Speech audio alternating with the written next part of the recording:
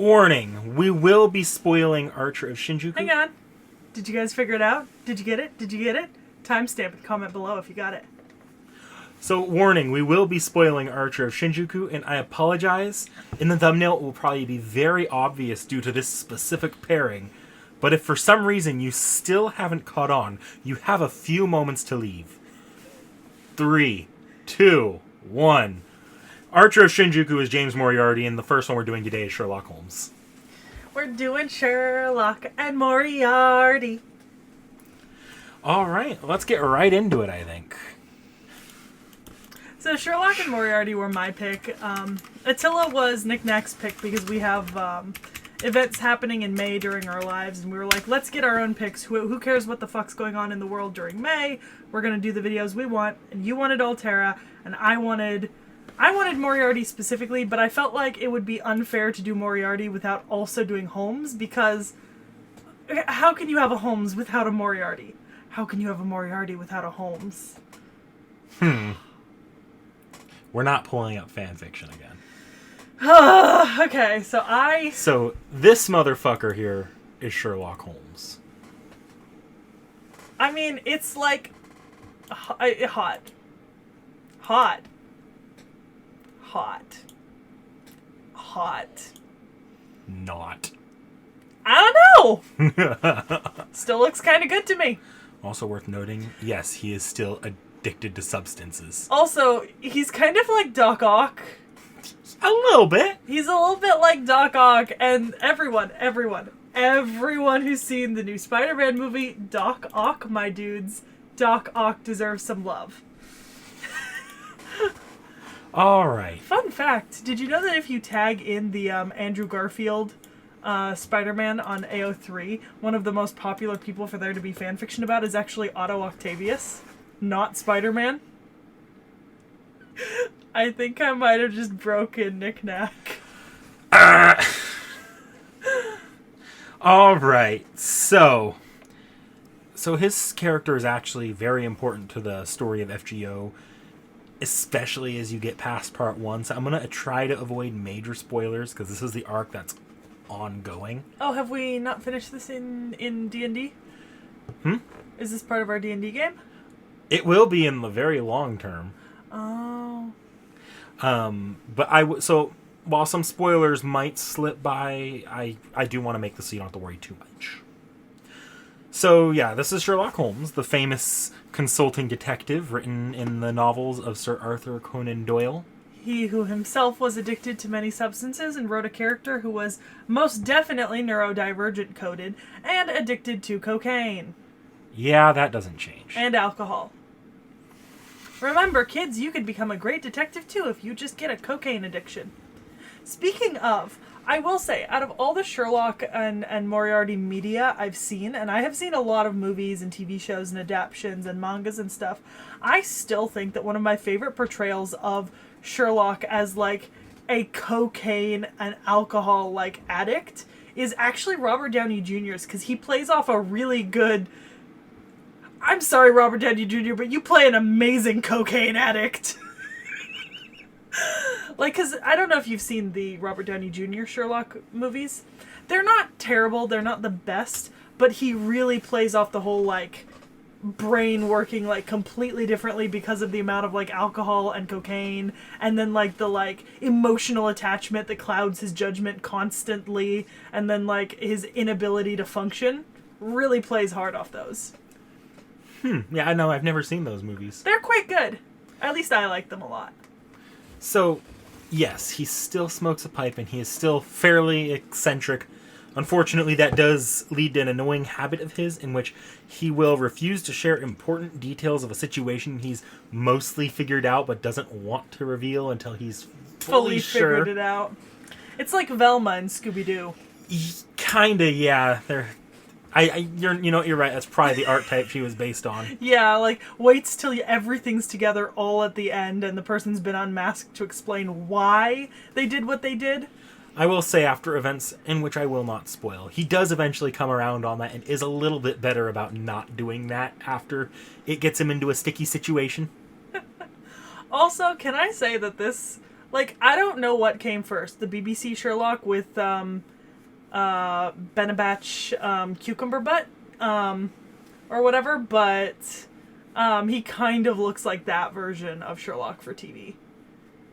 Maybe. I haven't seen that one too much. I don't watch a lot of Sherlock media. I've read the books. I haven't watched the actual media though. I just noticed that he's not wearing pants in his April Fool's edition.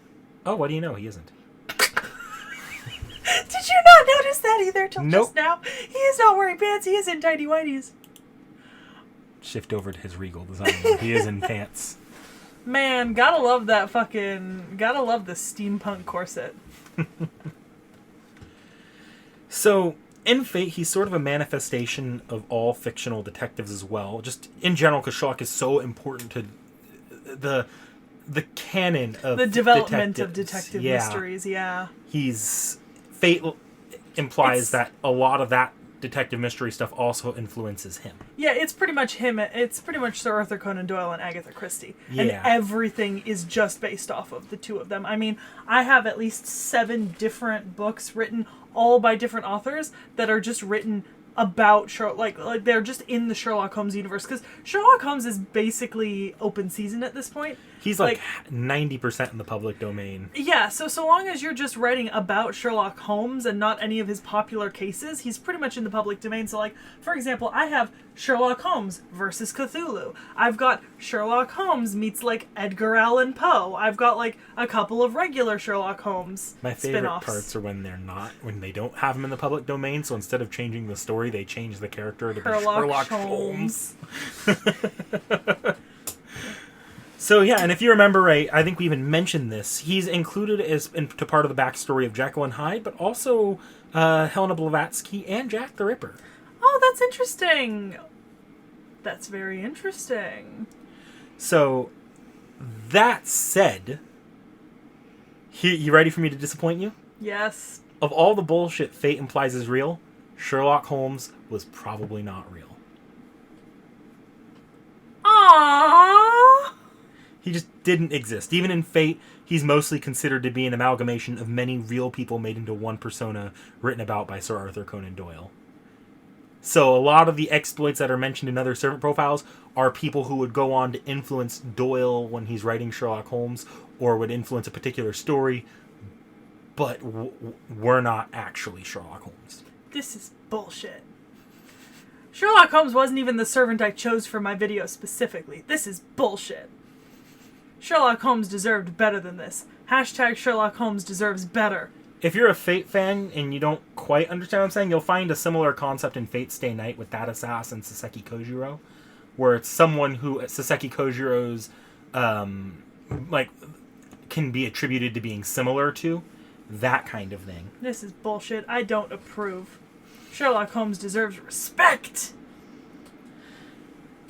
That said, because how conflated all these stories are, a lot of servants in the Throne of Heroes have a fuzzy memory of the exact events. So because Sherlock Holmes is so important, he is what they remember those events being like. So for all intents and purposes, he's still real. It's just he's the amalgamation of all those people. I suppose. So it's kind of like Jackie in that respect. Yeah, kind in of. some Where ways. Jack the Ripper as a servant was influenced by all the different interpretations of Jack the Ripper. Yeah, I guess I can understand that, especially because he is the detective. I mean, that's even now today, that's what Sherlock Holmes is. Like, so many people have not actually read the original Sir Arthur Conan Doyle stories, but instead they've either seen other Sherlock media. Like, there were people who probably watched Sherlock Gnomes, which was the Romeo and Juliet spinoff, who haven't read an actual Sherlock Holmes. In fact, here I am about to admit and call myself out. I've only read one of the original Arthur Conan Doyles.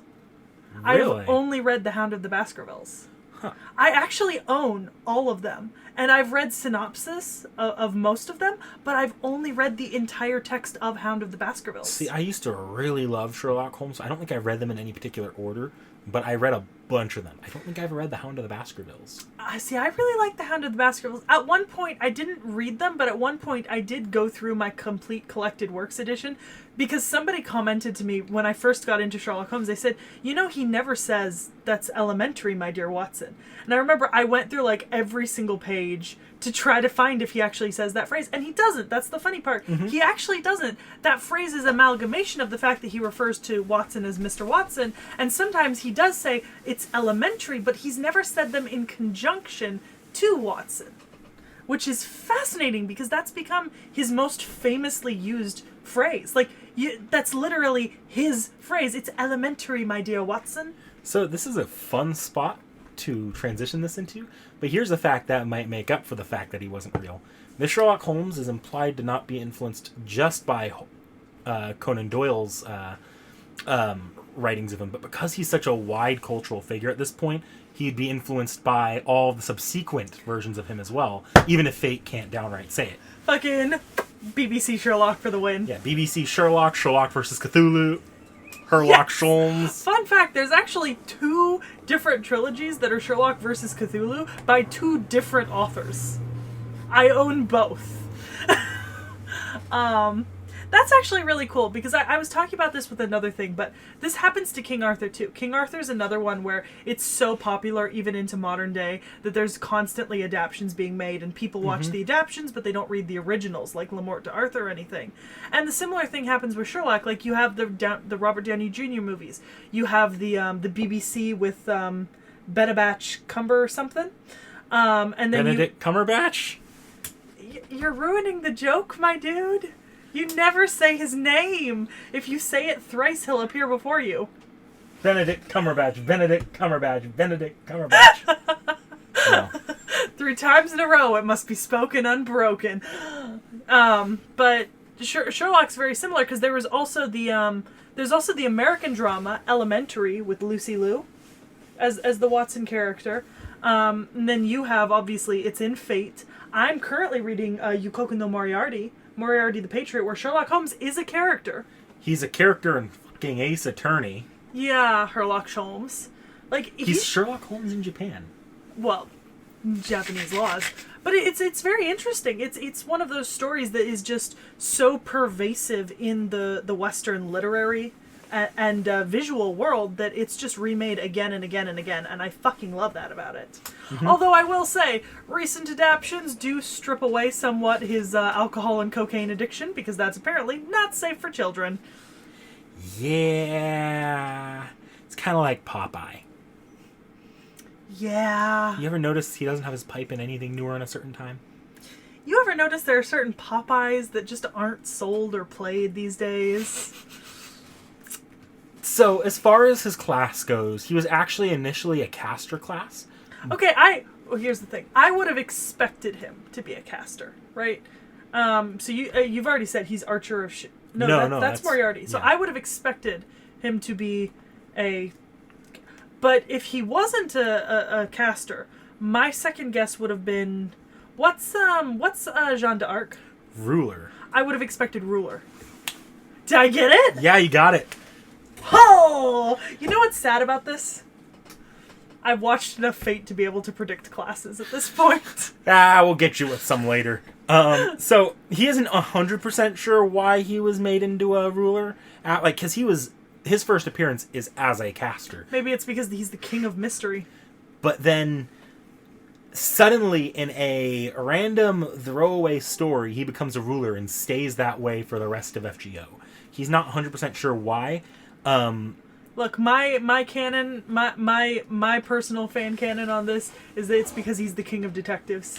Kind of. Or that's one of the running theories that it was either him or just the general fan base has expressed, is that as a caster, his abilities would be so powerful he'd be able to unravel any mystery. Mm-hmm. And as a quick aside to how Fate magic works, Fate magic runs on mystery. So if he could unravel any mystery, he can unravel any magic.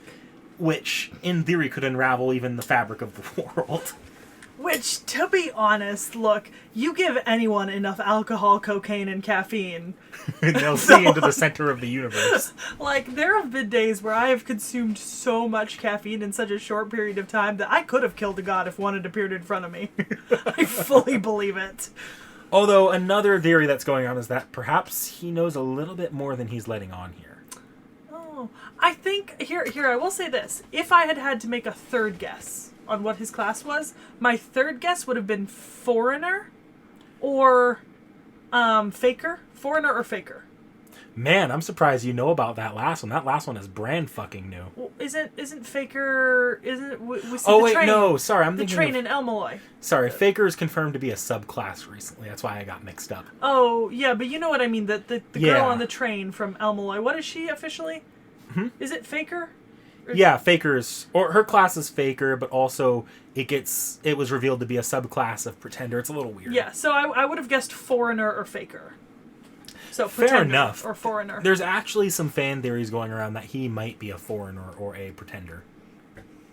I mean, they would have made sense. Obviously, there's no class called like diplomat or detective, you know. But like I've always seen Sherlock Holmes. Like if you read his books and you read the works written about him, especially if he's an amalgamation of how every author has ever written him, he's incredibly well educated, well spoken, not necessarily diplomatic. Well, one of the reasons people think he's a foreigner is because foreigners are typically associated with Cthulhu, the Cthulhu mythos, and look at what his design here is. Well, I mean, look, You can see it right there. we all love a good set of concenticles. Yeah. And then pretenders just because it's a... Yes, I caught that and I chose to ignore it. And pretenders just because it's a new class about being someone you're not or something like that. Mm-hmm. So, that's another theory going around. Although I'm a little more skeptical of that one. I mean, look, those look like concenticles. Yeah. I'd consent to those.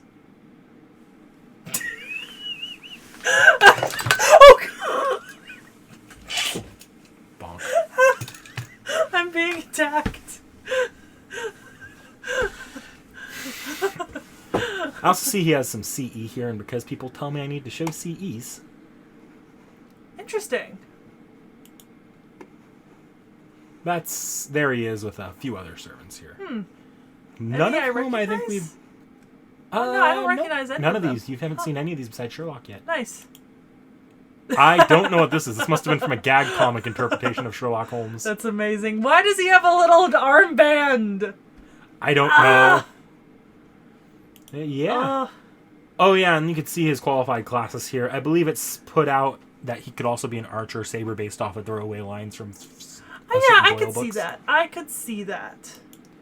All right. So, as far as his abilities go, Sherlock Holmes uses... Wait, so has he appeared in any animes, by the way, or movies? Yes, he does technically appear in one anime, to my knowledge. Is it one of the FGO Singularity movies? One of the animes. Okay. Yeah. So it's not Babylon. Could Babylonia. Oh, okay. Babylonia is the only one I've seen part of, which is why I ask. He does appear. He does appear in something that's been animated so far. Okay. Okay, because I thought I saw what looked like an anime scene. It's a very small role, but nothing spectacular so far. Okay. That said, if they adapt any more of FGO, he will be appearing very, very shortly. So, Sherlock Holmes uses a fighting style penned by Sir Arthur Conan Doyle called Baritsu. Fate describes it as being focused on throws and counters. And general, from what I saw on Wikipedia, just describes it as a gentleman's fighting style. Yeah, one kind of avoids the people lunging at you and uses their own momentum against them and that kind of thing. You make use of the things you have on you, like a cane and such, or a jacket, which you would have as a gentleman. For some reason, he has... and then his little magnifying glass protrusions that look very steampunk. Apparently, he modified a mystic code he found sometime in Tibet during his hiatus period. You know, after he took a little tumble with Moriarty over the waterfall. Yeah, that makes sense. So he found that when everyone thought he was dead, and it appears so the way it seems to work is that it's capable of using that glass to just magnify light to be damaging to an enemy. Nice. For some reason, and this is a little bit unexplained as far as I'm aware, he has the ability to travel space and time, because he does jump around some of the chapters, and it's the same person, which is not normal for a servant. There are ways that could work in Fate, but it hasn't been fully explained to my knowledge. It's definitely the Consenticles. Possibly. Holmes also has a couple skills that are more or less... They're more or less escalations of his just deductive abilities. He's capable of seeing all details in a situation, allowing him to use the skills to both deduce and predict a situation, its conclusion, at a level near clairvoyance. Yeah, I see the personal skills up on screen. Yeah. Inherent insight and abduction. Okay. This even allows him to see how magecraft works, and if you've ever seen... you remember case files, they're like, we can't figure out what magecraft is here, and we don't know how all this magecraft specifically works, so it's impossible for us to solve the why. That's not necessarily impossible for Sherlock Holmes. Yeah, also... the how. I fucking love his noble phantasm name. And Elementary, my explanation. dear. Also, Holmes' origin of elucidation. So there's this phrase in Aristocats, right? The Disney movie where it's "What? Let me elucidate you, little lady." And for some reason, that's always gotten stuck in my head, and I've started using elucidate in the context of like explaining things, like very often in conversation. I think I've used it on you before, so it's kind of funny to see the elucidation there. But also, it's elementary, my dear. Yeah. So. Since it brings up origin, and since you're the one who pointed it out, I'm not going to spare you from this. I'm going to quickly explain what an origin is, so you understand how important that is to Sherlock Holmes. And it's in the I implemented this as a mechanic in the D&D campaign. You'll remember. Effectively, it's the concept at the center of your being. I believe it's even at the even in all versions of you, stem from this specific concept, like in the multiverse. So Sherlock Holmes is like the concept that embodies him is elucidation, which would make sense, and that can influence his abilities or even his reactions to certain things. And that goes along with his proclivity to wait until he has all the pieces of a puzzle to put them together and reveal them, because he's elucidating you to the entire situation. But his ability to see, I also consider his ability to see magecraft to be sort of a take on his infamous, as pointed out by Agatha Christie, ability to pull bullshit out of nowhere. That's fair. Look, Arthur Conan Doyle wrote good books, but they weren't necessarily the most... it's Occam's razor. Yeah. A lot of Sherlock's solutions are very Occam's razor. My favorite take on this in fiction has to be the Ace Attorney take, where Sherlock Holmes comes up with all these takes that are based off of actual Conan Doyle conclusions, and then the main character's job, and this is the gameplay mechanic, is to point out why that take is fucking bullshit. Look, once you have eliminated all the impossibilities, all that remains, no matter how improbable, is the explanation. Yes, but that doesn't count if it's also an impossibility. I believe snakes don't actually hear. Or something along those lines. Something. He did something stupid like that. Which is very funny. So Sherlock Holmes actually has 2 NPs. Oh. The first one I'll go over here, because this is the less flashy one, is Empty House. This just allows him to become indistinguishable from another heroic spirit if he wants to, although he cannot, his stats won't increase beyond theirs, or beyond what his currently are, and he's unable to use their skills or noble phantasm, so it's purely aesthetic. Interesting. The other one is Elementary, my dear. That noble phantasm allows Holmes to see the truth in even an unsolvable mystery. It doesn't just solve the issue or solve the problem for Sherlock Holmes and all his allies or anything like that, but it does allow a sort of guarantee that there is a way to solve it, and that Holmes can lead them to, or at least illuminate the situation for Holmes to see. In a combat sense, this will also allow Sherlock Holmes to find a good way to defeat an otherwise undefeatable enemy. Interesting. All right. Like So Velber. I'm sure. Throwback. All right. YouTube. The YouTube.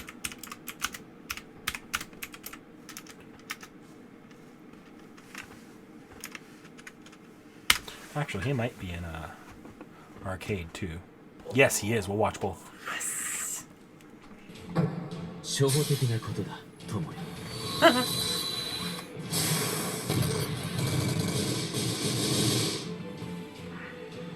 エレメンタル、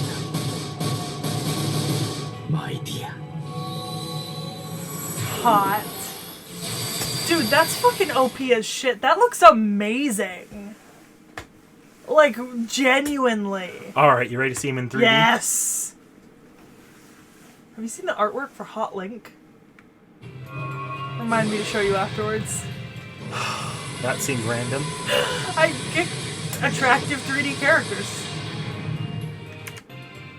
自己紹介が必要かな。私は探偵だ。英雄を望んでいたなら残念というほかないが、探偵や推理家を所望だ。 I sense 君は良いカ a ードを引き当 foray てた。 into FGO AO3 soon. I don't recommend it on this one because there's so much spoiler around him. Hey, all I have to do is tag non-canon. なるほど。初歩的なことだ、友よ。 Oh man, the cross leg. The crossing the leg. エレメンタリー、マイディア。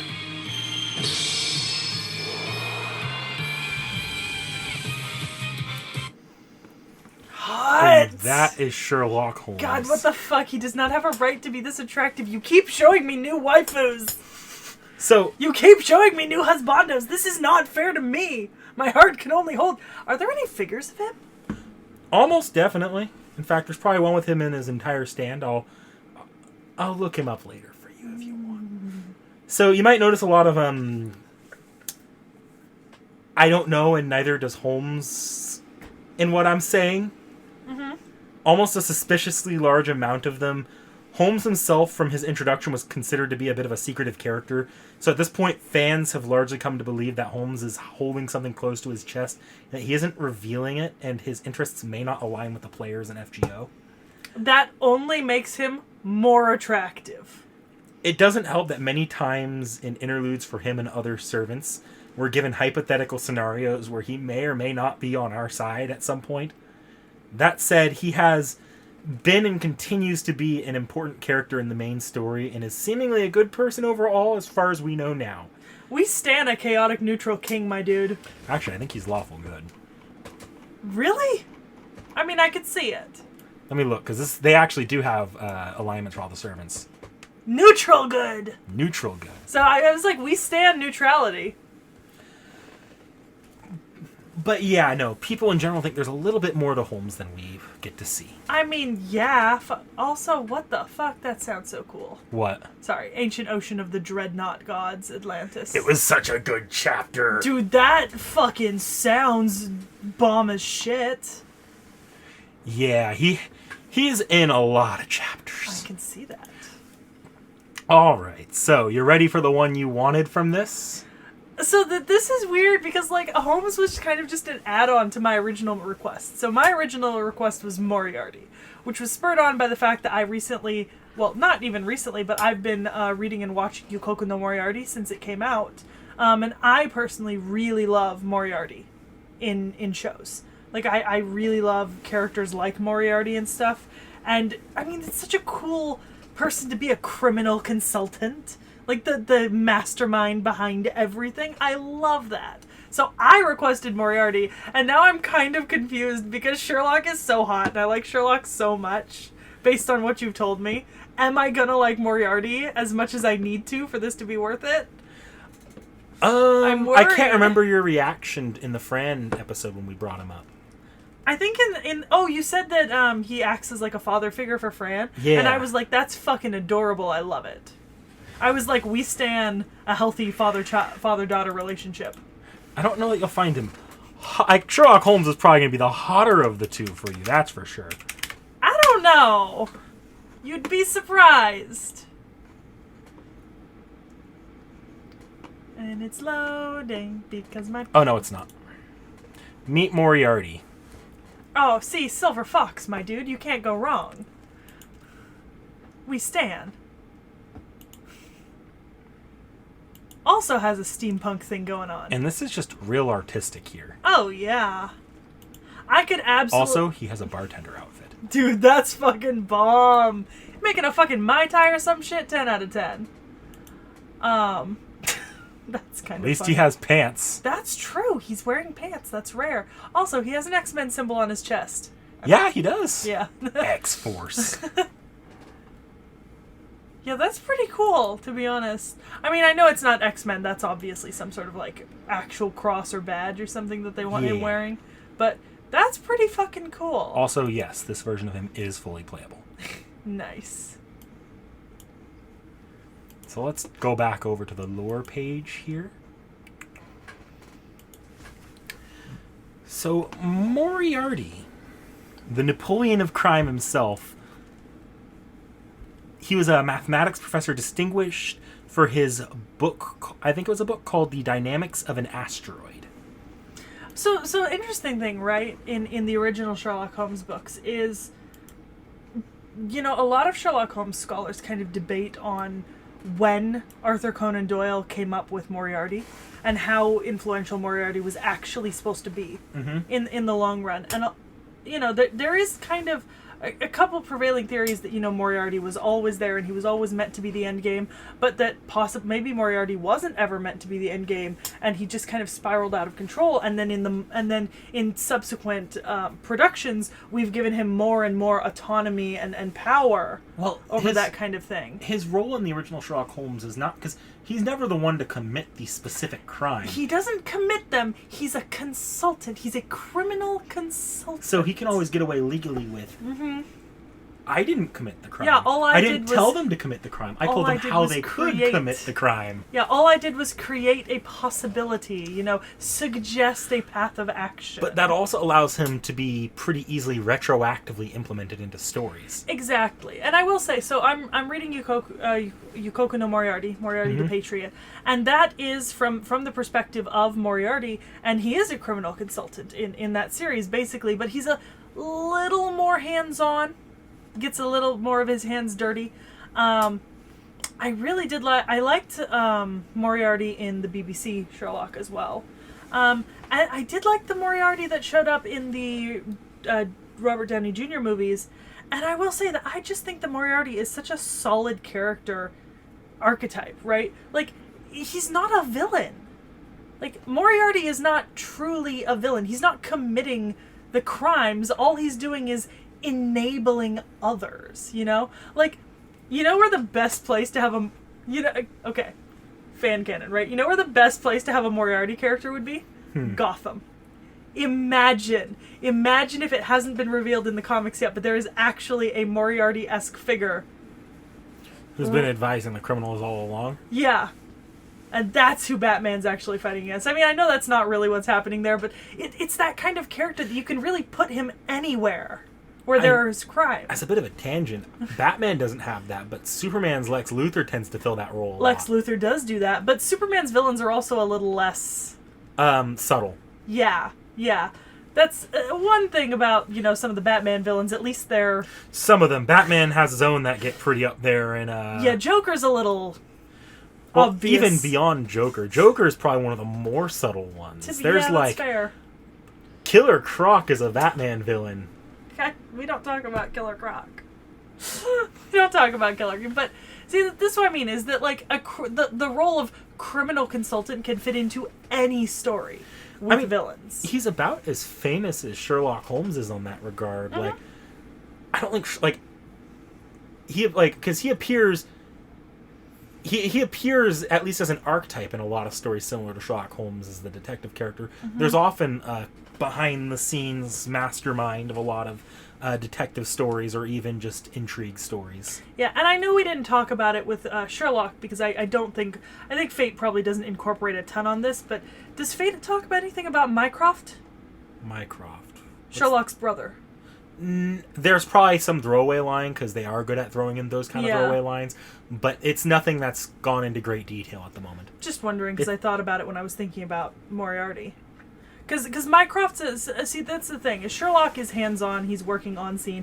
But both Mycroft and Moriarty have a tendency to work from the shadows behind, nudging other people into position to create kind of fortuitous circumstances and orchestrate things. That said, ultimately, Moriarty did end up getting his hands dirty, which led to him going down a waterfall. Yes.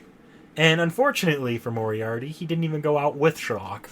No, Sherlock managed to survive thanks to the power of fans and outrage. Well, technically, I mean, if Moriarty is also an amalgamation of everything that's ever been written about Moriarty, he also survived. So Moriarty's actually Is he a little real? bit different. So, like Sherlock, he does have influences from real life. In fact, the same can be said about Moriarty in fiction. There's actually, I don't remember his name, but there's someone specifically Moriarty's based on. But Moriarty as a servant is a little bit... Because Sherlock is Sherlock Holmes. Moriarty is like 80% Moriarty and 20% something else, because he's not supposed to be an archer. That's interesting, because a lot of... another running theory in Sherlock scholars, right, is that Moriarty is not a single person in a lot of where he shows up, or Moriarty is not his name. That's the name he takes on. That's the name that he deals with Sherlock using, but that is not his real name, and that's not who he actually is. Interesting. But yeah, no, that definitely does fit the multiple people influencing this one person kind of take on this. But no, Moriarty actually has a second... this is technically two servants in one. Is this because he's a pretender or no? whatever? So he's what's called a composite spirit, I believe. So so he's like he's two specific servants the fused Prezi into King. one. Kind of like that. the Prezi yeah, King. A little bit different, but kind of. For everyone's knowledge, I don't actually know what the Prezi King looks like or anything. I've just heard the phrase the Prezi King. There's a lot that goes into that kind of Yeah. thing. So who's he fused with? So Moriarty is fused with So he's fused with Max the Freeshooter from the opera Der Freischütz. Huh. Interesting. So, yeah, this is the result of the actions of a specific demon god named Baal. Oh, good old Baal. I would not have been able to recognize Baal by name 3 months ago, but he is one of the major villains that lasts more than 2 to 3 seasons on Stargate SG-1, is Baal. He is a demon from Christian mythology and Mesopotamian, kind of in that area. He's like more of a... He was originally a god, right? Like an evil god, evil spirit, and he's kind of incorporated into some versions of Christianity, like a lot of stuff from that area of the world was at certain points. But yeah, so he's a major villain on Stargate. So I won't get into the logistics of what specifically their plan was, fusing Moriarty with Max the Freeshooter of all people. But I'll just go ahead and say it right now. Moriarty is in the driver's seat of this relationship. Good. So it's still Moriarty. He's just got the tools and some of the knowledge of Max the Freeshooter. Yeah, nice. So that's why he's an archer. Yeah. Do they say what he would have been if he wasn't an Caster archer? as well. They would have both been casters. I honestly would have gone for Pretender. I would have guessed straight up Pretender. Pretender's a bit of a newer class compared to Moriarty as a servant. Like, Pretender That's literally is within the last year. Yeah, I guess that's fair for me because I've only really gotten into Fate in the last year. I've known about the Pretender class since I watched Elmaloy, kind of, or something similar. Well, Faker's to it. always been a class for Yeah. longer, but Faker was kind of relegated to just Faker. Yeah, but like you've been talking about Pretender for a while, and so I Yeah. didn't really have a concept of how new it is. But I would have called him either a Faker or a Pretender, I think, before a caster. But yeah, no, he's a caster because it's in the same logic as why, if you remember, Shakespeare was a caster. Because they're not technically using magic, but they are sort of, in their own way, performing magic, like unbelievable feats. Yeah, no, that makes sense. Yeah, because it takes something unbelievable to outsmart Holmes. That said, Moriarty is considered a shockingly kind person, just so long as you're not at the butt end of one of his evil schemes. I mean, like, Moriarty never specifically sets out to hurt people, like individuals. He just sets out for self-gain. Yeah, like, it's self-promotion, you know? He gets paid to do a job. He does his job. When you're not at the butt end of one of those jobs, or at the butt end of a scheme for his self-gain. He appears as more of a cool grandfatherly figure, and sometimes moonlights as a fairly decent and upstanding bartender. Nice. You know what? I can imagine him being like working as a bartender, like listening to the woes of people around him and just being like, "Hey, so your wife cheated on you and took the kids, huh? And all your life savings. I might be able to help you out with that. Here's my card." There's an FGO summer event where that basically happens. I mean, it makes sense. I can see how he'd be a really good pseudo father figure for Fran. Yeah.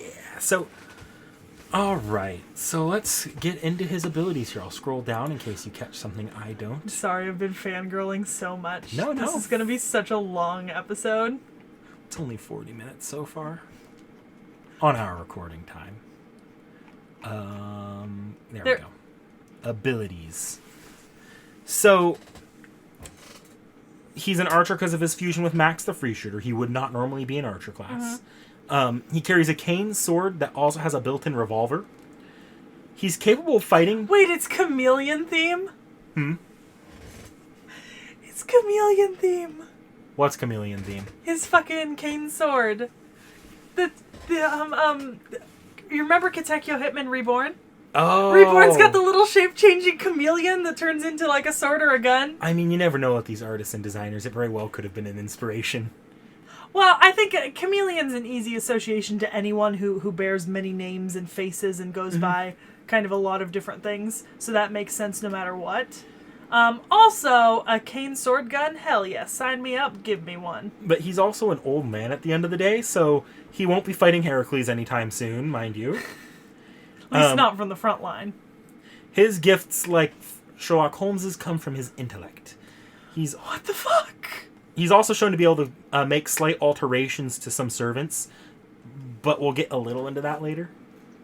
Yes, I see super excessively armed multi-purpose coffin, or the Reichenbach. I'll explain that later, too. This is what the fuck? So... I want one. I want one, knick-knack.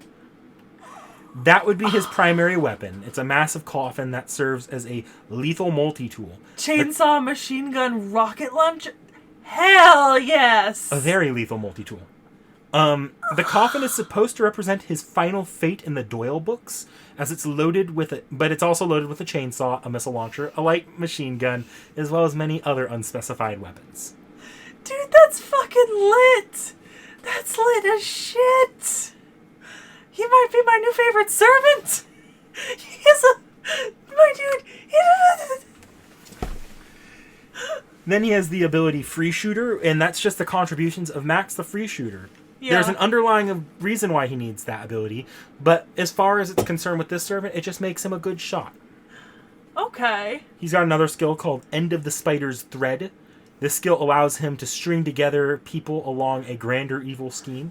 How did we not think to put up a fucking conspiracy board with red thread? I have the red thread. We could have, put up a fucking conspiracy board.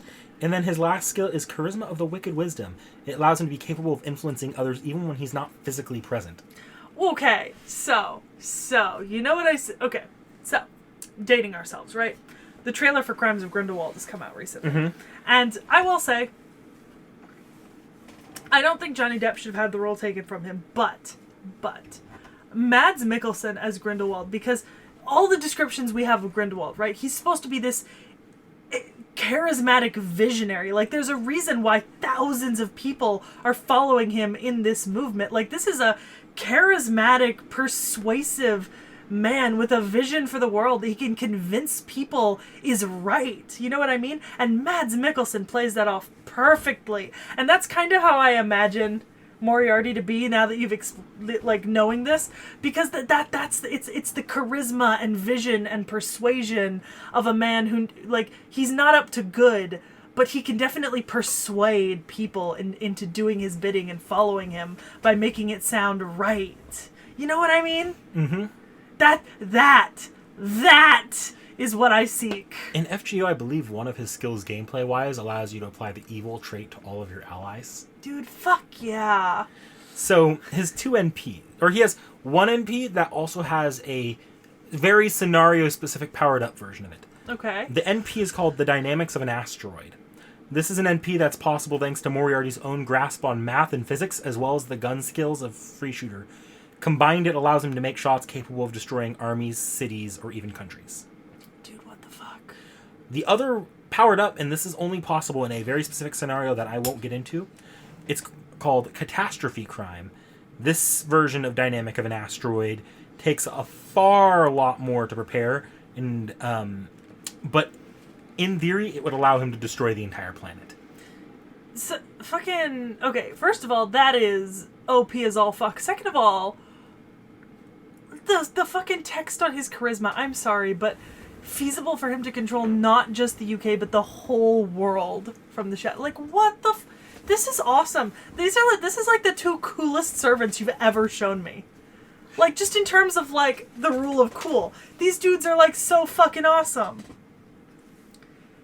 Like, they're attractive, they're charismatic, they have world-ending powers, they have to be constrained by their own classes to stop them from literally being calamities. Like, I feel like if these people were incarnated into their most powerful possible class, they would be like Velber, like fucking giant titan of the white light, calamity of the earth.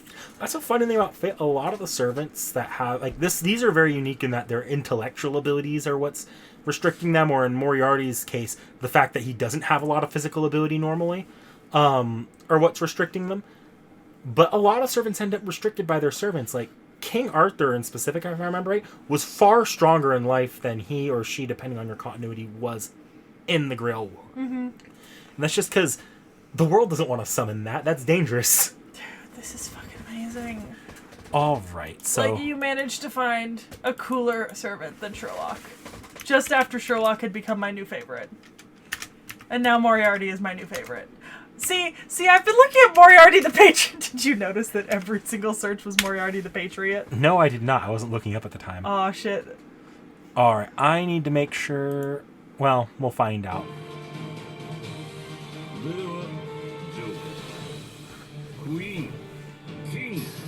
Oh, this is going to be the fan favorite version. So this is before it reveals his true name. Okay. He has a different line. This is the fan preferred version. Not that it'll be subtitled anyways, we're not going to watch this.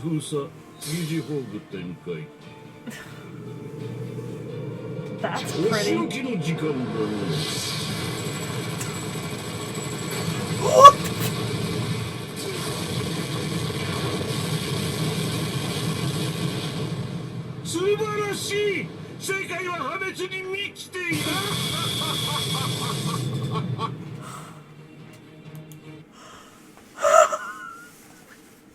Holy shit!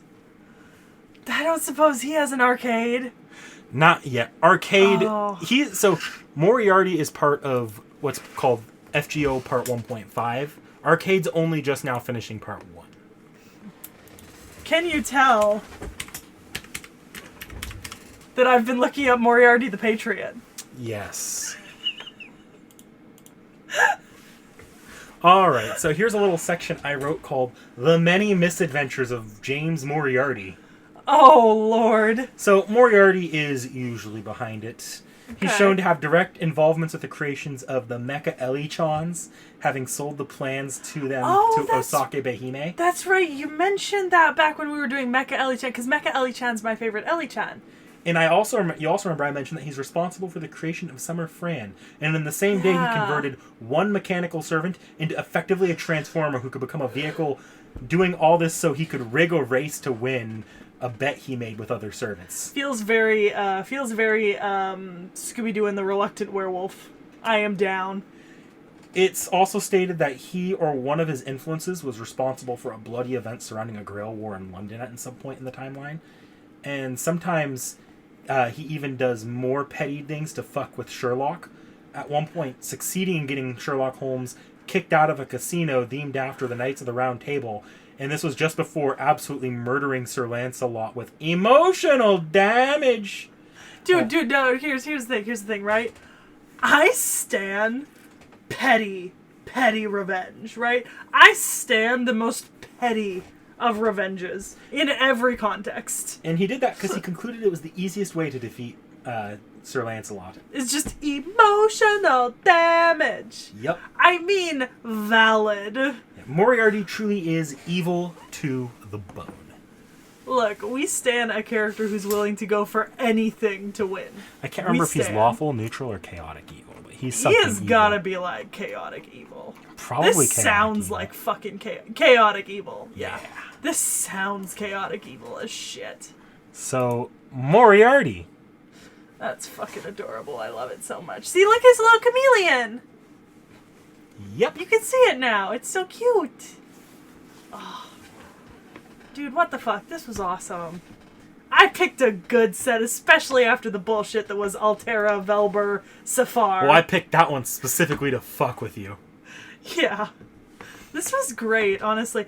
I figured I'd like Moriarty. I didn't think... I would have been very shocked if Fate had done something to Moriarty that I wouldn't have liked. I was a little bit neutral. I didn't know if I'd like Sherlock or not. Because I didn't know how Sherlock would be, obviously, because we haven't come across these servants in campaign yet. And I deliberately don't read ahead or look ahead or anything because I don't want to spoil myself. Yeah, I kind of figured you would like them both. They're very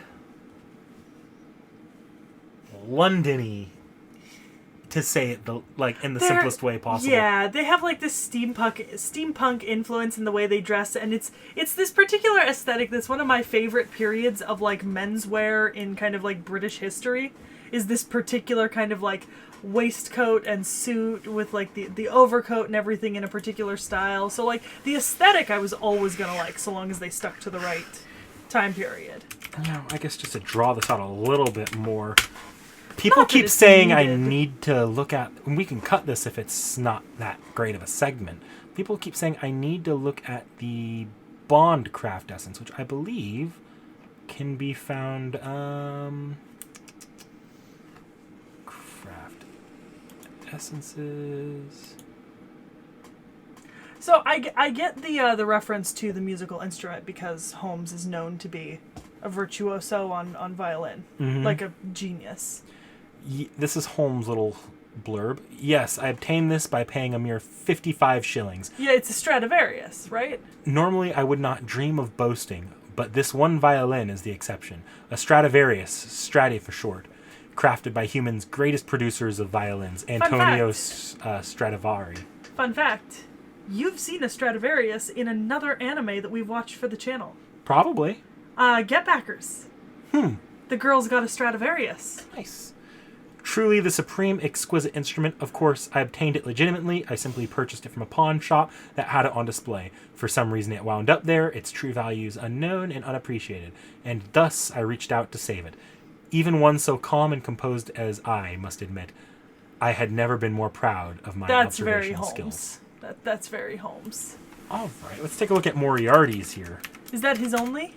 So every servant has a Bond craft essence that includes a little blurb about it. Okay. Some of them are going to be more high effort than others because there were some that were introduced all at the exact same time. Others, like Holmes and Moriarty, are new enough servants to where that's not the case. Ooh. So we will see. So the dynamics of an asteroid. Oh, I don't know if we have the... Let me see if it's...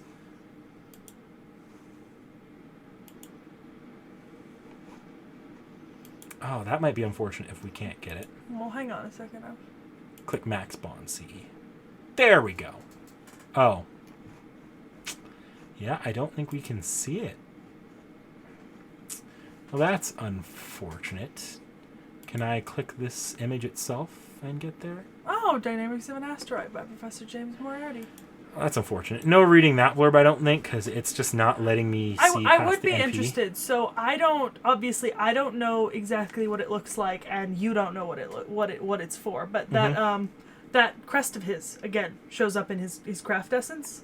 I would be interested if someone in the comments would tell us what that crest is supposed to be like a symbol for, because I'm sure it's something like related to either Moriarty himself and the actual Arthur Conan Doyle stories, or something Fate related. So if anyone knows what that crest is, I'd be interested in hearing. Yeah, Because it definitely. looks very familiar. Like I feel like I might have seen it before, and I do watch a lot of content involving like gifts given by royal families around the world and orders and all that kind of stuff that you can get, like and stuff like achievements. So also, I like the escape from Baker Street and King Joker. Those are pretty funny. And Daddy Letters Live. That's kind of funny. I like that. I like the one where he's just playing golf. Yeah. Power shot. I mean, old man thing.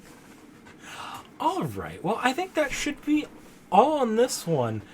We didn't mention the next servant person because I don't think Sekhie remembers it off the top of her head. I do, in fact, remember it. And we have, hint, hint for everyone, we've mentioned the name of the next servant in this video.